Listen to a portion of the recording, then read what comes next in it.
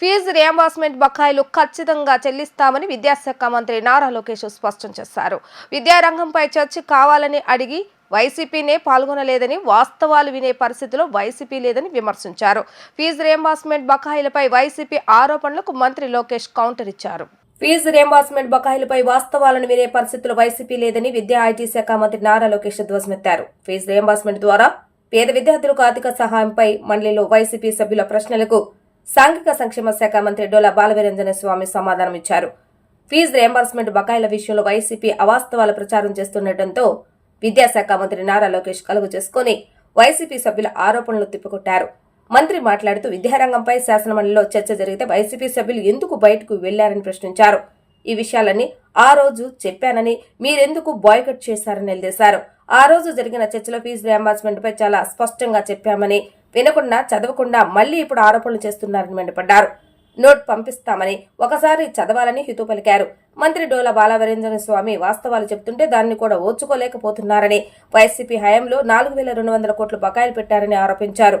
అవునో కాదో చెప్పాలని, వివరాలు పంపిస్తామని అన్నారు. School fees reimbursement, PG fees reimbursement వివరాలన్నీ అందులో ఉన్నాయని, 2019లో ఆనాటి ప్రభుత్వం పెట్టిన బకాయిలను 16 నెలల తర్వాత వైసీపీ ప్రభుత్వం చెల్లించిందని అన్నారు. కూటమి ప్రభుత్వం వచ్చి 10 నెలలే అయిందని, ఫీజు రియంబర్స్మెంట్ బకాయిలు ఖచ్చితంగా చెల్లిస్తామని లోకేష్ స్పష్టం చేశారు. అధ్యక్ష, ఎందుకు మొన్న ఎడ్యుకేషన్ పైన చర్చ జరిగిన హౌస్ లో ఎందుకు బయటకు వెళ్లారు అధ్యక్ష? విషయాలన్నీ దాంట్లో చెప్పాం. మళ్ళీ ఆ రోజు ఎందుకు బైకాట్ చేశారండి మీరు? ఎందుకు బైకాట్ చేశారు స్వామి? ఉండండి, విద్యా వ్యవస్థ పైన చర్చిద్దామని దాంట్లో స్పష్టంగా ఫీ రియంబర్స్మెంట్ పైన చాలా క్లారిటీ ఇచ్చింది ప్రభుత్వం. మళ్ళీ ఇప్పుడు ఆ రోజు బైకాట్ చేస్తారు, ఇన్నరు, కనీసం నోట్ చదవరు. కాబట్టి ఇంకో కాపీ పంపిస్తా స్వామి, ఒకసారి నోట్ చదవండి, చదివిన మీరు అడగండి. మంత్రి గారు వాస్తవాలు చెప్తుంటే దాన్ని కూడా మీరు ఓర్చుకోలేకపోతే కరెక్ట్ కాదా? 4,200 కోట్లు మీరు బకాయిలు పెట్టారు, అవునా కాదా చెప్పండి.